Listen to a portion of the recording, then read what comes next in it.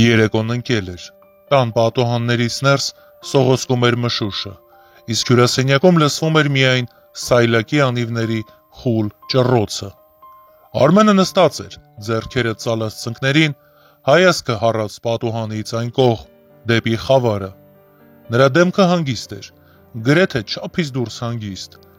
բայց եթե մոտենայիք, կտեսնեիք, որ նրա աչքերում ինչ-որ բան կա, սառը, անշարժ, կարծես սպասում էր։ Հյուրասենյակի մյուս ծայրում Լիլիթը կանգնած էր հեռախոսը ձեռքին։ Նրա ծիծաղը լցվում էր սենյակը, փափուկ, բայց սուր, ինչպես ապակու վրայով քերվող դանակ։ «Դե լավ, ես հետո կզանգեմ», ասաց նա, ձայնը մեղմացնելով և հայացքը գցեց Արմենի վրա։ Նա չէր շարժվում, չէր էլ նայում։ Լիլիթը ժպտաց, կարծես համոզված, որ ամեն ինչ իր վերահսկողության տակ է։ Բայց նա չգիտեր, որ Արմենը լսում էր, ոչ միայն նրա ծիծաղը, այլև ամեն ինչ։ Ամեն ինչ սկսվել էր վթարից հետո։ Արմենը նախկինում ուժեղ, վստահ տղամարդ, որի ձայնը կարող էր սենյակ լցնել, հիմա կապված ու գանված էր այդ սայլակին։ Ոտքերը չեն ենթարկվում և կյանքը, որ նա ճանաչում էր, կարծես փլուզվել էր։ Լիլիթը, նրա կինը, մնաց իր կողքին։ Սկզբում նա խնամում էր, օգնում, ժպտում, բայց ամիսներն անցան և նրա աչքերում ինչ-որ բան փոխվեց։ Հոգնածություն կամ գուցե ձանձրույթ։ Իսկ հետո հայտնվեց Գոռը։ Գոռը Արմենի կրտսեր եղբայրն էր, բարձրահասակ, ժպտերես, միշտ պատրաստ օգնելու։ Նա սկսեց հաճախ այցելել, բերելով ծնունդ, օգնելով տան գործերում։ «Դու հանգստացիր, ես կհոգամ ամեն ինչ», ասում էր նա Արմենին, ձեռքը դնելով նրա ուսին։ Եվ Արմենը հավատում էր։ Ինչու չհավատար։ Գոռը միշտ եղել էր նրա կողքին։ Բայց հետո սկսվեցին տարօրինակ բաները։ Լիլիթի հայացքը, որն ավելի երկար էր մնում Գոռի վրա։ Գոռի ձեռքը, որն անցնում էր Լիլիթի մեջքով, կարծես պատահաբար։ Եվ այդ ծիծաղը, որ Արմենը սկսեց լսել, երբ Գոռը տանն էր։ Նա կարող էր սայլակով լինել, բայց մտովի հաշմանդամ չէր։ Նրա միտքը սուր էր ինչպես միշտ, և երբ նա սկսեց կասկածել, որոշեց ստուգել ու համոզվել։ Տանը տեղադրված էին տեսախցիկներ, վթարից հետո անվտանգության համար։ Լիլիթը գիտեր դրանց մասին, բայց կարծում էր, որ դրանք անջատված են։ Նա սխալվում էր։ Ամեն գիշեր, երբ տունը լռում էր, Արմենը բացում էր իր համակարգիչը և սկսում դիտել։ Նա տեսավ ամեն ինչ։ Ինչպես է Գոռը գաղտնի մտնում խոհանոց, որտեղ Լիլիթը սպասում էր։ Ինչպես էին նրանք շշնջում, ծիծաղում, մինչև մի օր նրանք այլևս չէին զսպում իրենց։ Այդ գիշեր Արմենը տեսավ, թե ինչպես է Գոռը համբուրում Լիլիթին, իր իսկ տան հյուրասենյակում, մինչ նա քնած էր վերևի սենյակում։ Բայց դա ամենը չէր։ Հաջորդ օրը նա պատահաբար գտավ օրագիրը։ Լիլիթը թաքցրել էր այն գրադարանի գրքերի մեջ, կարծելով, որ Արմենը երբեք չի հասնի այնտեղ։ Բայց նա հասավ։ Նա միշտ գտնում էր ճանապարհ։ Էջերում գրված էր նրա ձեռագրով. Արմենը այլևս տղամարդ չէ։ Ես արժանի եմ ավելին։ Գոռի հետ ես կենդանի եմ ինձ զգում։ Կարդալով այդ տողերը Արմենը չզայրացավ։ Նա չբղավեց։ Նա պարզապես ժպտաց։ Սառը, դանդաղ ժպիտ, որն ավելի վտանգավոր էր, քան ցանկացած բարկություն։ Չուզենալով այլևս շարունակել, նա նույն դիրքով հետ դրեց օրագիրը։ Հիմա նա գիտեր, և նա որոշել էր։ Նրանք կվճարեին ու շատ դաժան ձևով, բայց ոչ անմիջապես։ Նա սպասելու էր, խաղալու էր։ Եվ երբ ժամանակը գար, նրանք կհասկանային, որ սայլակը նրան չէր կոտրել։ Այն նրան ավելի ուժեղ էր դարձրել։ Հաջորդ առավոտ Լիլիթը ներքև իջավ սուրճը ձեռքին։ «Բարի լույս», ասաց նա ժպտալով։ Արմենը նայեց նրան, և առաջին անգամ Լիլիթը նրա աչքերում ինչ-որ բան նկատեց։ «Բարի լույս», պատասխանեց նա, ձայնը հանգիստ, բայց սառը։ «Ինչու ես այդքան ուրախ այսօր, կարծես նոր սեր ես գտել»։ Լիլիթի ժպիտը սառեց։ Արմենը ցրեց լարվածությունը, ասելով, որ կատակում է։ Իր կնոջ պես գեղեցիկ ու հոգատար էակը պետք է միշտ այդպես ուրախ լինի։ Առավոտը դանդաղ բացվեց։ Մշուշը դեռ կախված էր տան շուրջ, կարծես պատնեշ ստեղծելով արտաքին աշխարհից։ Արմենը նստած էր խոհանոցում, Սայլակը կանգնած էր սեղանի մոտ։ Մտահոգ հայացքը հարված էր սուրճի բաժակին։ Նա չէր խմում։ Լիլիթը մտավ սենյակ, ժպիտը դեռ դեմքին, բայց այս անգամ ավելի լարված։ Լավ քնեցի՞ր, հարցրեց նա, ձայնը փորձում էր թեթև պահել։ Արմենը նայեց նրան։ Ինչպես կարող էի չքնել, պատասխանեց նա ու շարունակեց։ Երազումս տեսա, թե ինչպես է եղբայրս ինձ օգնում։ Լիլիթի մատները սեղմվեցին բաժակի շուրջ։ Նա ծիծաղեց, կարճ ու անհարմար ծիծաղով։ Ես գիտեի, որ եղբայրդ ամեն ինչի պատրաստ է քո համար, բայց որ երազում էլ, դա արդեն հետաքրքիր էր։ Շարունակեց նա արհեստական ժպիտը դեմքին պահելով։ Հետո շրջվեց դեպի վառարանը։ Արմենը ոչինչ չպատասխանեց։ Նա պարզապես նայում էր սառը անշարժ հայացքով։ Նրա մտքում ամեն ինչ պարզ էր։ Նա գիտեր։ Նա արդեն սկսում էր իր խաղը, ու երբեմն փոքր ակնարկներով ստիպում էր Լիլիթին նյարդայնանալ։ Հաջորդ օրը գոռը եկավ։ Նա բերել էր մթերք և մի շիշ գինի։ Ինչպես ես, եղբայր, ասաց նա, ձեռքը դնելով Արմենի ուսին։ Արմենը ժպտաց։ Ավելի լավ, քան կարծում ես։ Գոռի հայացքը կարճ մնաց նրա վրա։ Հետո նա նայեց Լիլիթին։ Նրանց աչքերը հանդիպեցին մի պահ։ Արմենը նկատեց դա։ Գոռ, կարող ես Սայլակս տեղափոխել հյուրասենյակ, հարցրեց նա։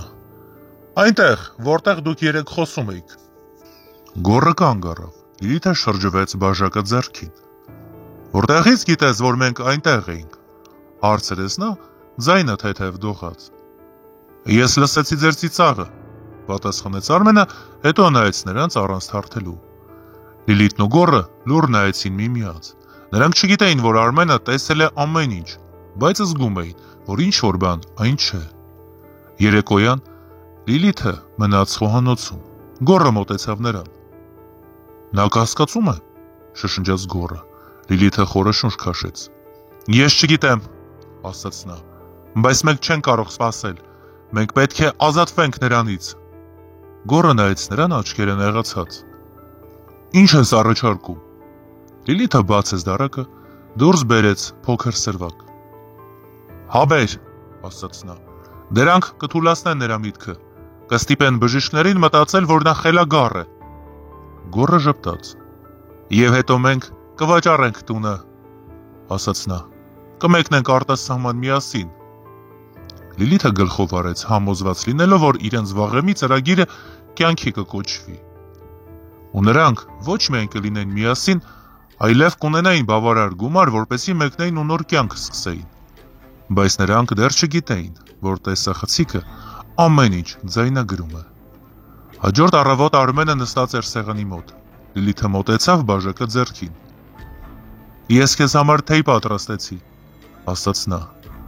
Արմենը նայեց բաժակին, հետո նայեց Լիլիթին։ Ինչով ես այն համեմել, հարցրեց նա։ Լիլիթի ձեռքը դողաց, իսկ Սայլակի անիվները կրկին ճռռացին։ Լիլիթի ձեռքը դողում էր, երբ նա թեյի բաժակը դրեց Արմենի առջև։ Արմենը նայեց նրան աչքերում սառը, անթափած փայլ։ Հարցնում եմ, ինչով ես այն համեմել, շարունակեց նա, ձայնը հանգիստ, բայց սպառնալի։ Լիլիթը կուլ տվեց թուքը։ Պարզապես մեղր է, ասաց նա, ժպտալով, բայց ժպիտը չհասավ աչքերին։ Արմենը նույնպես ժպտաց։ Նա վերցրեց բաժակը, դանդաղ խմեց մի կում։ Լիլիթը թեթևակի հանգստացավ։ Արմենը գիտեր, որ թեյն անվնաս է։ Հաշմանդամի Սայլակը ճռռաց, երբ նա բաժակը դրեց սեղանին։ Լիլիթը նայեց նրան, հետո շրջվեց, տաքցնելով իր լարվածությունը։ Արմենը սպասում էր։ Նա արդեն սկսել էր իր խաղը։ Նախորդ օրը, երբ Լիլիթն ու Գոռը դուրս են եկել, Արմենը մնաց տանը մենակ։ Նա Սայլակով մոտեցավ ննջասենյակին և պահարանը բացեց։ Այնտեղ, գրքերի հետևում, նա գտավ այն։ Փոքր սրվակ, լցված գունավոր հաբերով։ Դրանք վառ էին, կարմիր ու կապույտ, հեշտությամբ նկատելի տեսքով։ Արմենը վերցրեց սրվակը, նա գիտեր, թե դրանք ինչ են, հոգեմետ դեղեր, որոնք կարող էին կոտրել մարդու միտքը, բայց նաև գիտեր, որ դրանք կարելի է փոխարինել։ Նախօրեին հետաքրքրվելով, թե որ հաբերն ունեն գրեթե նույն տեսքը, զանգել էր դեղատուն ու պատվիրել։ Նա դատարկեց Լիլիթի սրվակը, հոգեմետ հաբերը լցրեց փոքր տուփի մեջ, դրանց տեղը լցրեց նորերը անվնաս, բայց նույն տեսքով, իսկ Լիլիթի հաբերը նա պահեց։ Նա գիտեր, որ դրանք կօգտագործի։ Լիլիթն ու Գոռը շարունակում էին իրենց գաղտնի հանդիպումները։ Արմենը համբերատար, լցված վրեժի ծարավով լուր սպասում էր։ Նա սկսեց փոքր քայլերով։ Երբ Լիլիթը խոհանոցում էր, նա մի քանի հապ գցեց նրա սուրճի մեջ։ Երբ Գոռը այցելում էր, նա դրանք ավելացրեց նրա ջրի բաժակին։ Հաբերը ուժեղ էին, բայց որպեսզի նրանց իրենց լուրջ էֆեկտիվությունը ունենային, հարկավոր էր շատ ժամանակ, բայց Արմենը համբերություն ուներ։ Մի երեկո Լիլիթը պատրաստվում էր ընթրիքի, ապուր էր եփում։ Արմենը խոհանոցում էր, սայլակը կանգնած էր սեղանի մոտ։ Լիլիթը դուրս եկավ հեռախոսը վերցնելու։ Արմենը արագ գործեց, ձեռքով մի քանի հապ փշրեց, խառնեց Լիլիթի ափսեի սոուսին։ Համը գրեթե չփոխվեց, գույնը մնաց նույնը։ Լիլիթը վերադարձավ, մատուցեց ընթրիքը։ «Հույս ունեմ կհավանես», ասաց նա։ «Համոզված եմ», պատասխանեց Արմենը, նայելով, թե ինչպես է նա ուտում։ Լիլիթը կերավ, ոչինչ չզգաց։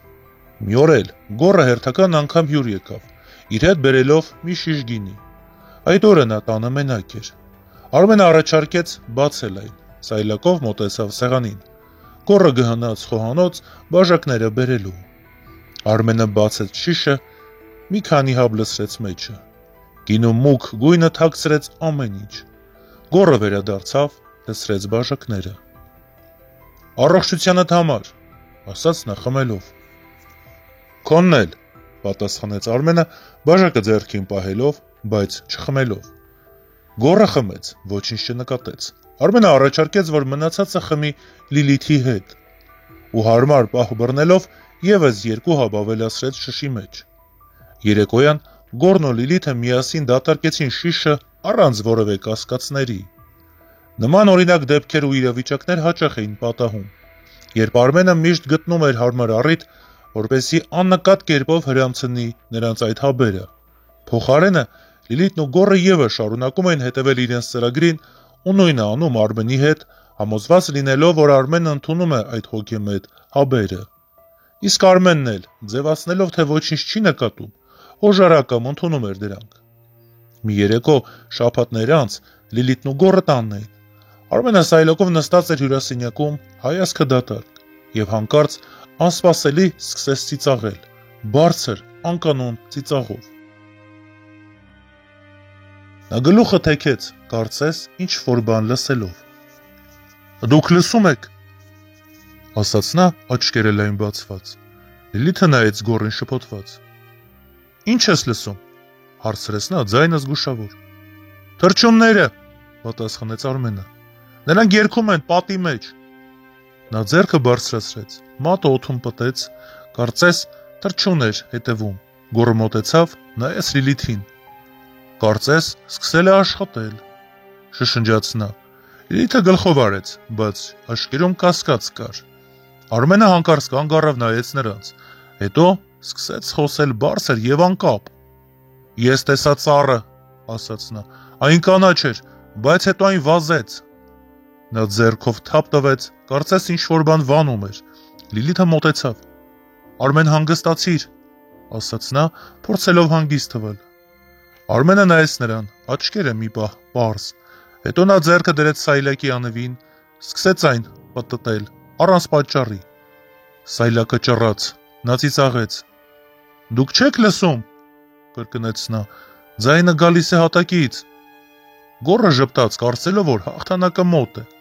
Լիլիթը նայեց նրան, բայց ինչ-որ բան նրան անհանգստացրեց։ Արմենը շարունակեց, գլուխը թեքելով, ձեռքերը օդում շարժելով, հետո նա կանգ առավ, նայեց պատին։ «Ո՞վ է այնտեղ», բղավեց նա, կարծես ինչ-որ մեկին տեսավ։ Լիլիթը մի քանի քայլ հետ գնաց, Գոռը ծիծաղեց։ «Ես կասեի ոչ թե սկսել է, այլ արդեն ավարտին է մոտենում», ինքնագոհ շարունակեց Գոռը։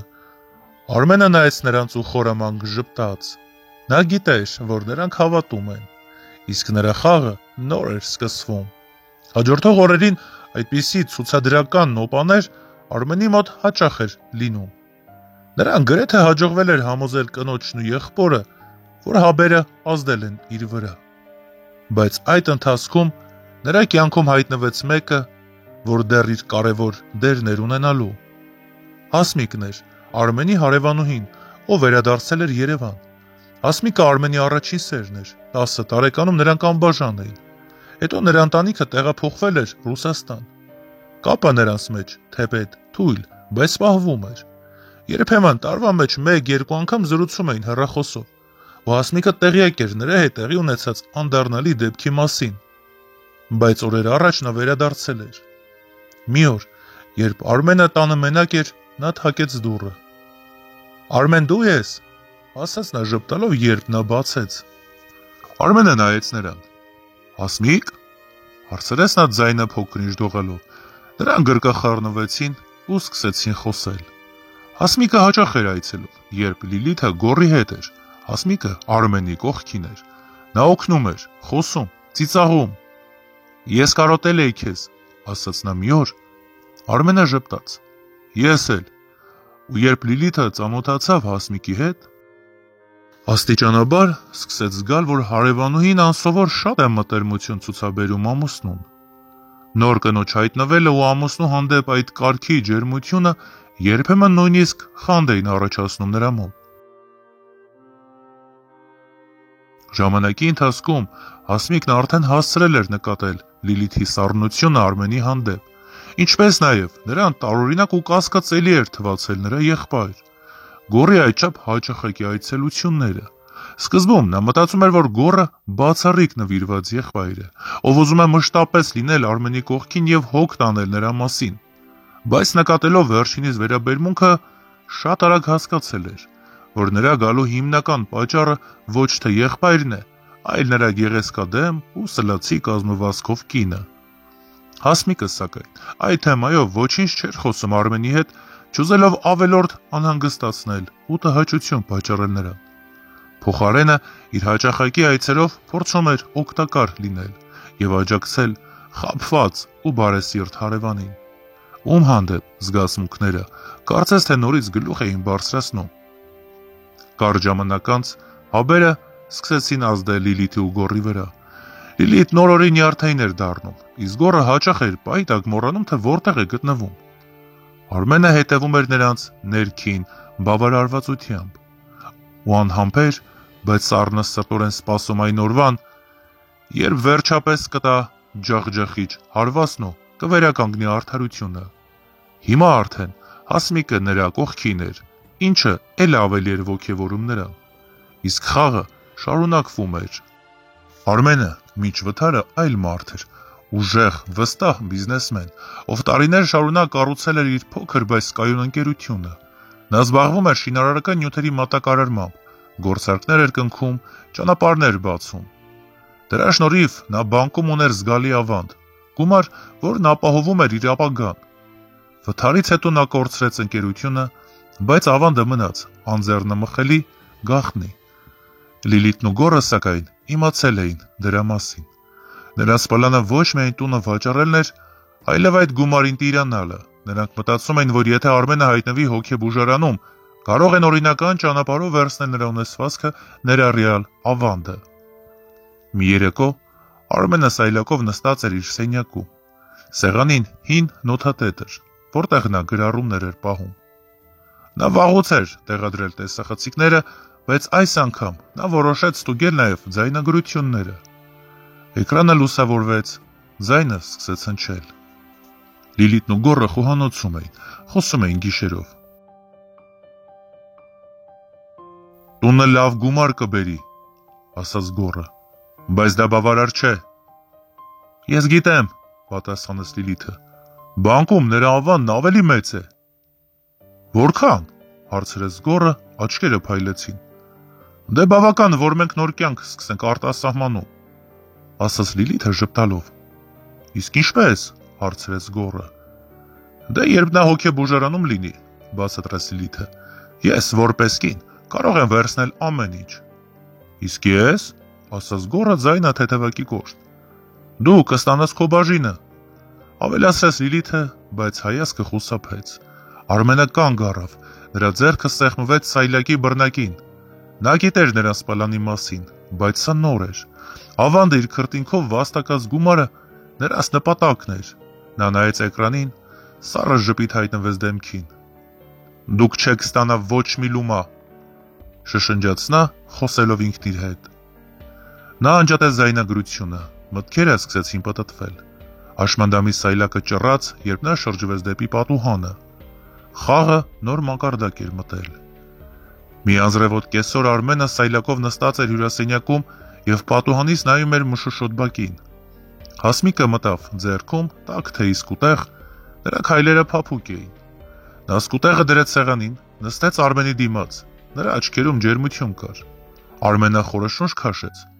որոշել էր բացել իր սիրտը։ Նա սկսեց պատմել, ձայնը ցածր էր, բայց հաստատակամ։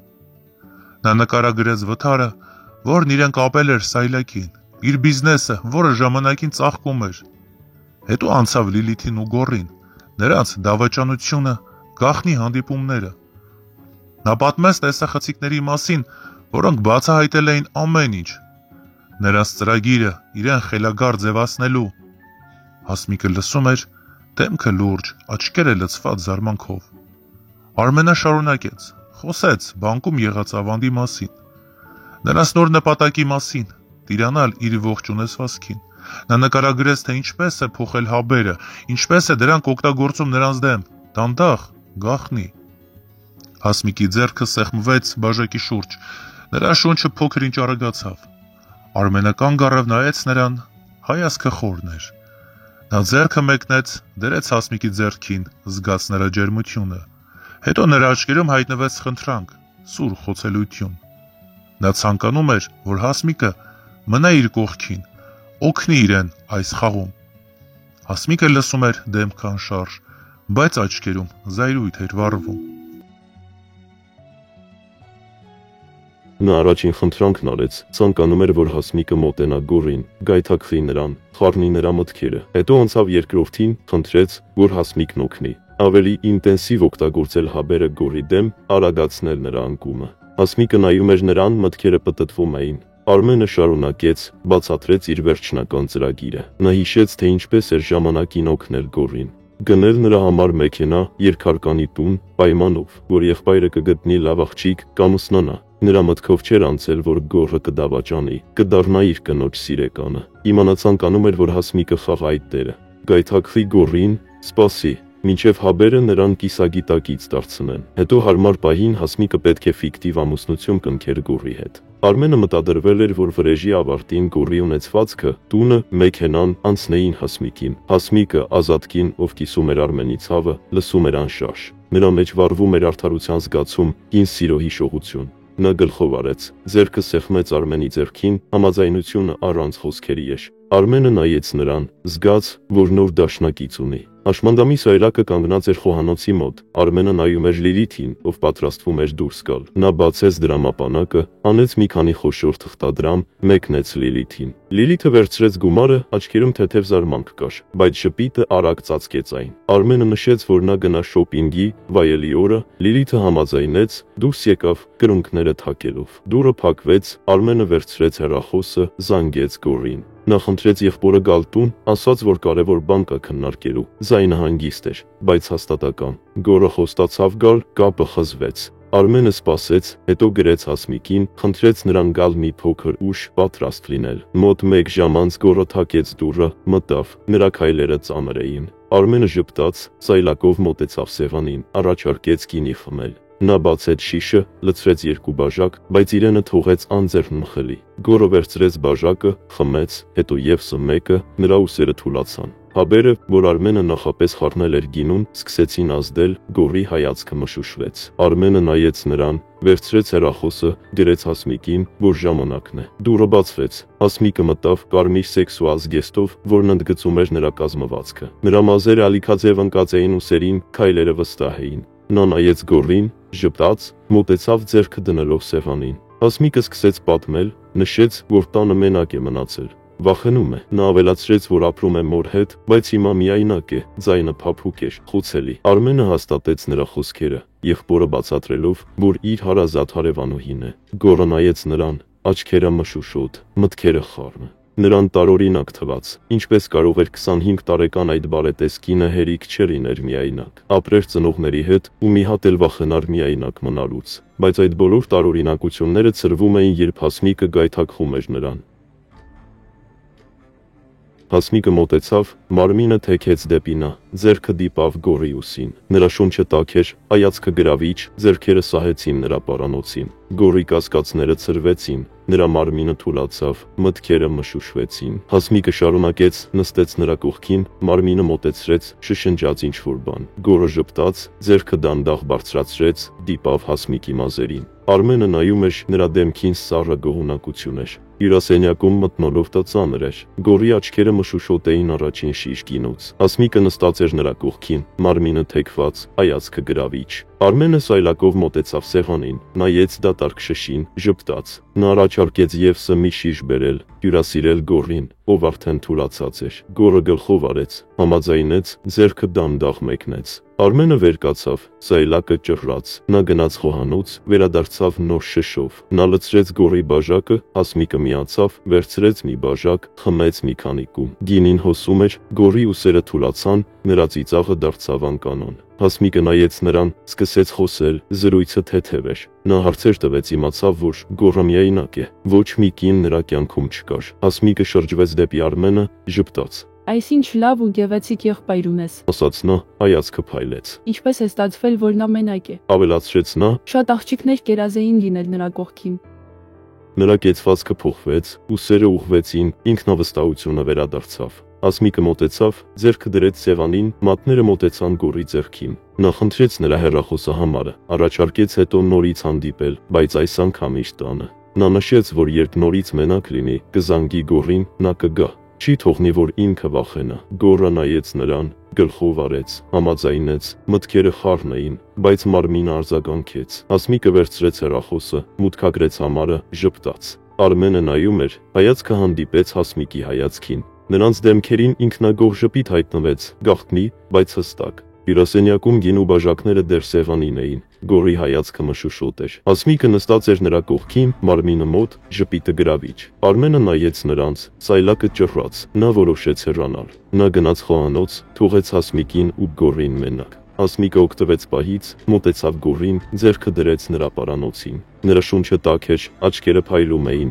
նա թեքվեց առաջ։ Հասմիկը համբուրեց Գոռին, շուրթերը փափուկ, բայց վճռական, նրան ամբողջությամբ գրավելով։ Գոռը արձագանքեց, ձեռքերը դանդաղ բարձրացան, գրկեցին Հասմիկի մեջքը։ Նրա մտքերը խառնվեցին, հաբերն ու գինին թուլացրել էին նրան։ Նա ընկավ Հասմիկի ազդեցության տակ։ Խոհանոցում Արմենը վերցրեց հեռախոսը, զանգեց Լիլիթին։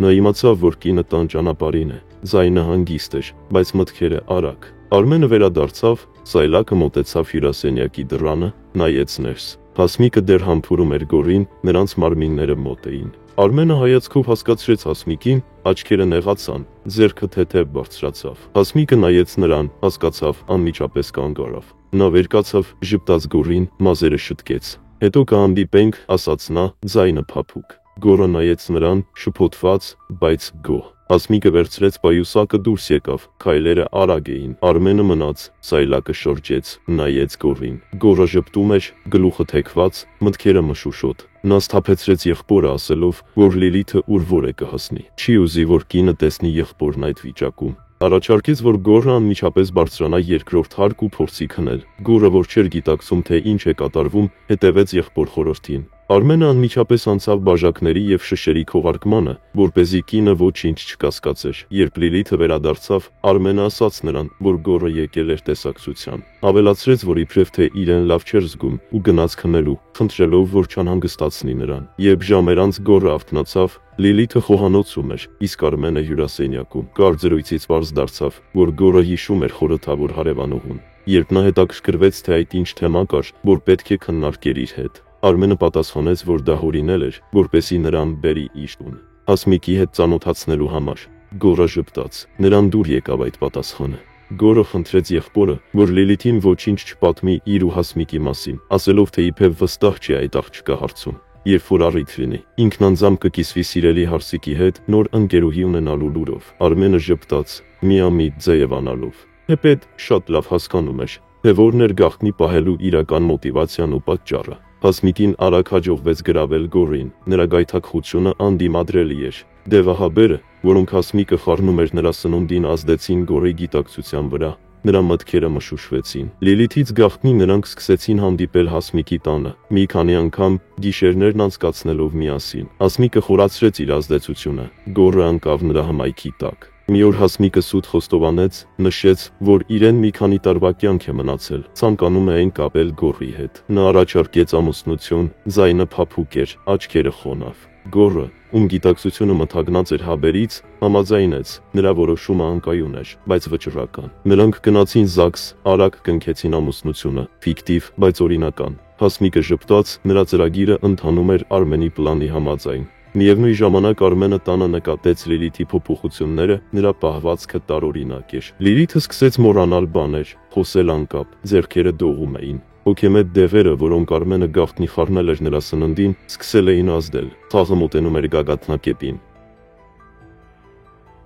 Թե Գորը ու թե Լիլիթը այլևս ուշադրություն չէին դարձնում ու չէին նկատում, որ Արմենը ի հակառակ բոլոր սպասումների իրեն տարօրինակ չէր պահում։ Նրանք տարված էին սեփական առողջության խնդիրներով, չկասկածելով, որ այդ ամենի ետևում կանգնած է հենց Արմենը, որ դանդաղ վերացնում էր նրանց։ Հաբերի ազդեցությունը խորացել էր։ Նրանց մտքերը խառն էին, վարքը անկայուն։ Լիլիթի ու Գորի հարաբերությունները սկսել էին ճաքեր տալ, վստահությունը վերացել էր։ Նրանք հաճախ էին վիճում, ձայները բարձրանում էին, մեղադրանքները անհիմն։ Մի օր նրանք կանգնած էին Արմենի առջև։ Լիլիթը գոռաց Գորի վրա, մեղադրեց նրան անտարբերության մեջ։ Գորը պատասխանեց, ձեռքերը թափ տվեցին, նրա խոսքերը խճճված էին։ Դու միշտ ինձ ես մեղադրում, բղավեց նա, աչքերը մշուշոտ, որովհետև դու ոչինչ չես անում, կտրեց Լիլիթը, ձայնը դողաց։ Նրանք չէին գիտակցում, որ Արմենը լսում էր։ Նրա ներկայությունը նրանց համար անտեսանելի էր։ Հաբերը մթագնել էին նրանց ընկալումը։ Վեճը շարունակվեց, անիմաստ ու բարձր։ Արմենը նայում էր,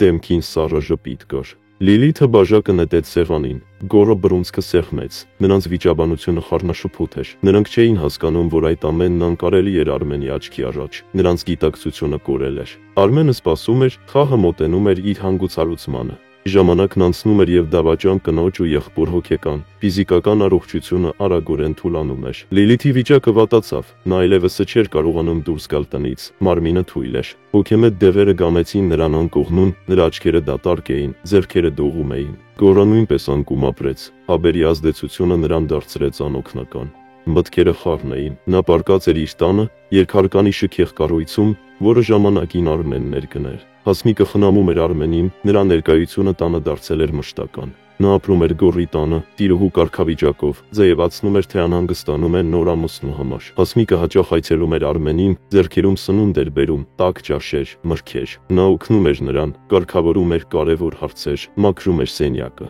Հասմիկը վերադառնում էր Գորի մոտ, խնամում էր նրան, բայց հայացքը սառն էր։ Լիլիթն ու Գորը կորցրել էին ամեն ինչ, նրանց պլանը փլուզվել էր։ Արմենը սպասում էր, խաղը մոտենում էր իր վերջին կործանարար քայլին։ Աշմանդամի սայլակը կանգնած էր պատուհանի մոտ։ Արմենը նայում էր դուրս, մայրամուտի կարմիր գույներին։ Հասմիկը մտավ, ձեռքում տաք ընթրիք, նրա ներկայությունը լցրեց սենյակը ջերմությամբ։ Նա դրեց ափսեն սեղանին, նստեց Արմենի կողքին, հայացքը փափուկ էր։ Նրանց միջև լռություն էր, բայց այն խոսում էր ավելին, քան բառերը։ Ժամանակի ընթացքում նրանց հարաբերությունները նոր փուլ էին մտել, մտերմությունը խորացել էր։ Հասմիկը դիպավ Արմենի ձեռքին, նրա մատները սեղմեցին, զգացմունքները վառվեցին։ Արմենը նայեց նրան, աչքերում անցյալի սերն էր, որ վերածնվել էր։ Նրանք հասկացան, որ սիրում են իրար, սերը ծնվել էր ցավից, վրեժից, բայց անկեղծ էր։ Հասմիկը ժպտաց, Արմենը պատասխանեց, նրանց միջև անխոս համաձայնություն ձևավորվեց։ Նրանք որոշեցին վերջնական հարված տալ, պատժել Լիլիթին ու Գորին, ավարտել սկսածը։ Արմենը սայլակը շարժեց, Հասմիկը կանգնեց նրա կողքին, նրանց նպատակը մեկն էր։ Լիլիթն անկողնում էր, Գորը անօգնական։ Նրանց ժամանակը սպառվել էր։ Օրեր անց Լիլիթի վիճակը կտրուկ վատ թարացավ, նա սկսեց աղմկել, հիստերիկ պահել իրեն։ Գորի վիճակը նույնպես ծանր էր։ Նա անկողնում էր, անօգնական, մտքերը խառն։ Հասմիկը նախնական պայմանավորվածության համաձայն վերցրեց հեռախոսը, զանգեց համապատասխան մարմիններ։ Նա խնդրեց օգնություն, նշեց, որ իր հարևանուհին Լիլիթը վտանգավոր է։ Կարող է վնասել ամուսնուն, ով հաշմանդամ է։ Կարճ ժամանակ անց մեքենան եկավ։ Բժիշկները մտան տուն, Լիլիթին կապեցին, տարան։ Նա հայտնվեց հոգեբուժարանում, նոպաները հաճախակի էին, նրա միտքը կորել էր։ Արմենը ձևացրեց, թե ոչնչից տեղյակ չէ, հայացքը զարմացած էր, ձայնը խճճված։ Նա հարցնում էր, թե ինչու է կինը փոխվել, խաղում էր զոհի դերը, դեմքը անմեղ էր։ Նախապես նա տանից հեռացրել էր ամեն ինչ, հաբերի սրվակները, տեսախցիկների հետքերը, կասկածելի ամեն բան։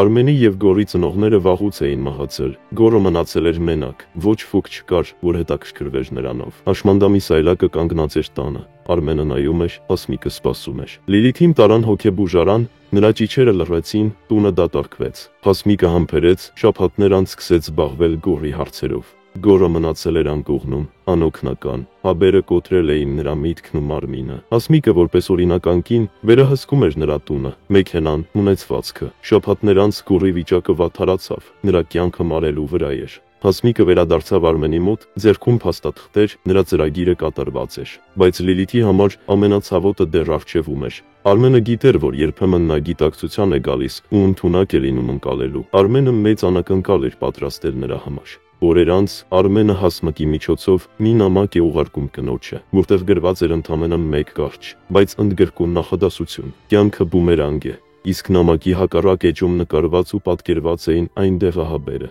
որոնցով իբրև պետք է կործանեին Արմենին ու հասնեին իրենց երազանքին։ Արմենը, ժամանակին կոտրված բիզնեսմեն, գտել էր իր ուժը, վերածել էր ցավը հաղթանակի։ Լիլիթը, որ երազել էր նրան կործանել, մնացել էր հոգեբուժարանի սառը պատերի մեջ, նրա միտքը խճճված էր։ Հասմիկի ձեռքով ուղարկված նամակը «Կյանքը բումերանգ է» ասել էր նրան։ Հաբերի նկարը քանդել էր նրա սիրտը։ Գորը, եղբայրը ու Արմենը օգնել էր տուն ու մեքենա գնել, մարել էր անկողնում, մենակ, անօգնական։ Հասմիկը, առաջին սերը, դարձել էր Արմենի հենարան։ Նրանց սերը ծաղկել էր ավերակների վրա։ Նա վերցրել էր Գորի ունեցվածքը կեղծ ամուսնությամբ, բայց ճշմարիտ նպատով։ Արմենը նայում էր Հասմիկին, նրանց հայացքներում խաղաղություն էր, վրեժը ավարտվել էր։ Կյանքը շրջվել էր, բումերանգը վերադարձել էր, արդարությունը հաղթանակել։